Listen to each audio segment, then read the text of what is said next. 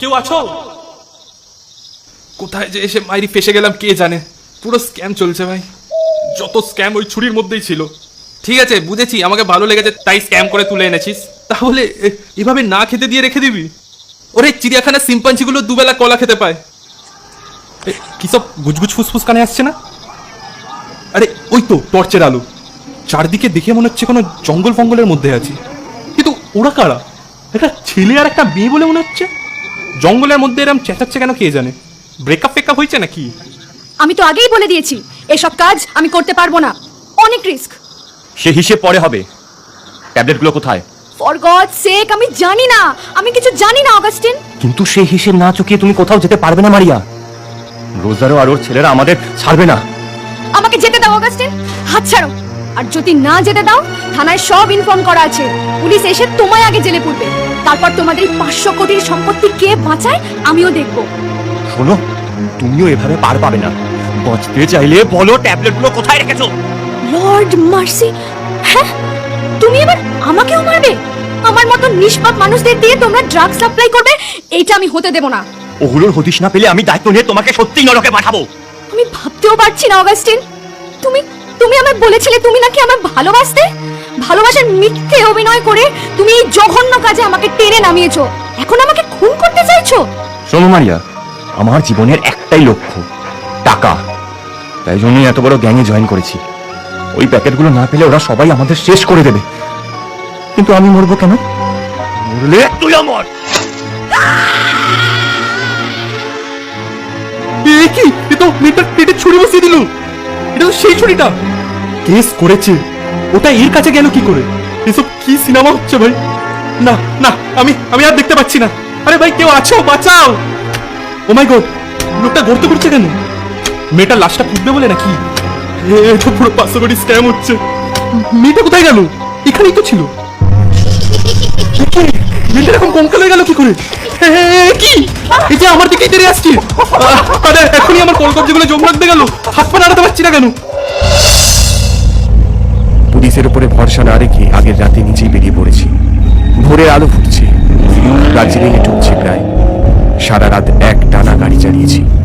দু চোখ ক্লান্তিতে বুঝে আছে যেন। ঋত্বিক কিভাবে আছে, কেমন আছে কে জানে। পুলিশ শুধু লোকেশন ট্রেস করা ছাড়া কিচ্ছু সাহায্য করতে পারলো না। তাই ওদের ভরসায় না থেকে নিজেই গাড়ি নিয়ে বেরিয়ে পড়লাম। পাহাড়ের চড়াই উতরাই ভেঙে গাড়ি ছুটছে, দুদিকে শুধুই জঙ্গল। তখন পুলিশের দেওয়া তথ্য অনুযায়ী এই আশপাশেই ঋত্বিকের লাস্ট মোবাইল লোকেশন ট্রেস করা হয়েছিল। কিন্তু চারদিকে যা কুয়াশা, প্রায় কিছুই দেখা যাচ্ছে না। এসব ভাবতে ভাবতে অন্যমনস্ক হয়ে গাড়ি চালাচ্ছি। ঠিক তখনই পিছন থেকে চিৎকার শুনতে পেলাম। বাঁচাও বাঁচাও বাঁচাও আমায়, হেল্প! গলার স্বরটা চেনা চেনা ঠেকলো। গাড়ির রিয়ার মিররের দিকে তাকিয়ে দেখি জঙ্গলের ভিতর থেকে ছুটতে ছুটতে বেরিয়ে আসছে ঋত্বিক। আর ওর পিছনে কিছু ছায়া শরীর ছুটে আসছে। আমি সঙ্গে সঙ্গে গাড়ি থামিয়ে গাড়ি থেকে নামলাম। ঋত্বিক, ঋত্বিক, এই যে এদিকে, আমি এদিকে। আমাকে দেখে ছুটতে ছুটতে গাড়ির কাছে এসে ও হাঁপাতে লাগলো। আমায় বাঁচা বাঁচা ভাই, তুই এখানে কিভাবে এলি? নাকি তুইও আমার মতো? এখন এত কিছু বলার সময় নেই, তাড়াতাড়ি ওঠ গাড়িতে। থ্যাঙ্কস ভাই, আজ তুই না থাকলে কেস পুরো জন্ডিস হয়ে যেত। সে তো বুঝলাম, কিন্তু তুই এখানে এলি কিভাবে সেটাই তো বুঝতে পারছি না। ভাই সেটা আমিও জানি না, তবে ওই বাক্সের মধ্যেই কোনো স্ক্যাম ছিল। হঠাৎ করে শুনি ভেতর থেকে একটা আওয়াজ আসছে, তো গিয়ে বক্স বক্স খুলে দেখি সেই ছুরিটা। কোন ছুরি? আরে কদিন আগেই দার্জিলিং এসেছিলাম ঘুরতে, ওই অ্যান্টনি হাউসের সামনে থেকে একটা ছুরি কিনেছিলাম, অ্যান্টিক ছুরি। কিন্তু ছুরিটা আমি হোমস্টেতেই ফেলে চলে এসেছিলাম। তাহলে ওটা ওই বাক্সে এলো কি করে? সেখানেই তো স্ক্যাম। তো বক্স বক্স খুলে দেখি ওই ছুরিটার সাথে কিছু হাড়গোড়ের টুকরো। সেগুলোকে পাত্তা না দিয়েই আমি ছুরিটা নিতে গেলাম। সেখানে আলাদাই ব্যাপার, যত হাত ঢোকাচ্ছি তত ঢুকে যাচ্ছিল, কিছুতেই বের করতে পারছিলাম না। কোনোই অবধি ঢোকার পর তো কোনো হুঁশই ছিল না। হুঁশ যখন ফিরল দেখলাম এখানে। ঋত্বিকের কথা শুনতে শুনতে এতটাই অন্যমনস্ক হয়ে গিয়েছিলাম, উল্টো দিক থেকে কখন যে গাড়ি আসছে খেয়াল পড়লো না। সেই গাড়ির তীব্র হেডলাইটের আলো যখন আমার চোখ ধাঁধিয়ে দিল, আমি কোনো রকমে কোনো মতে সেই গাড়িটাকে পাশ কাটালাম।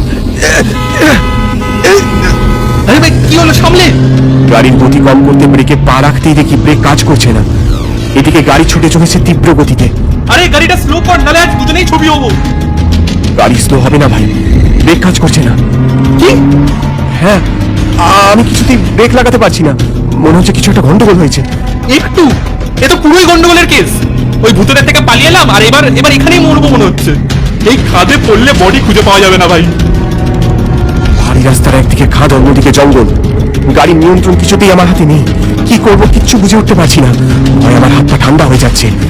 বাঁক ঘুরতে গাড়ির গাল বক্স খুলে গেল, আর সঙ্গে সঙ্গে বেরিয়ে এলো একটা ছুরি। আরে আরে ভাই, এ তো সেই ছুরিটা। এটা সেই ছুরিটা? হ্যাঁ ভাই, হ্যাঁ। তুই এক্ষুনি ছুরিটা নিয়ে বাইরে ফেলে দিই, নয়তো এর জন্যই আমরা মরবো। তুই শিওর? যা বলছি তাড়াতাড়ি কর এক্ষুনি।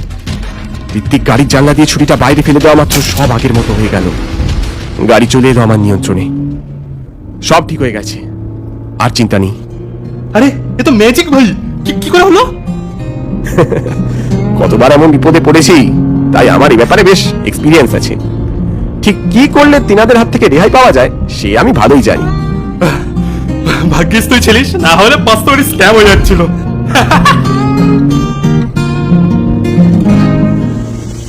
দিন কয়েক পরে ওখানে স্থানীয় লোকেদের থেকে জেনেছিলাম 2002-এ নাকি ওখানে ধুম পাহাড়ের কাছে একটা ড্রাগস কারবারির গ্যাং ধরা পড়েছিল। তাদের জাল বিস্তৃত ছিল সুদূর ইউরোপ অব্দি। আবার কাকতালীয়ভাবে সব মিলিয়ে তাদের সম্পত্তির পরিমাণ ছিল প্রায় $10 কোটি, যা তখনকার দিনে 500 কোটি টাকার সমান।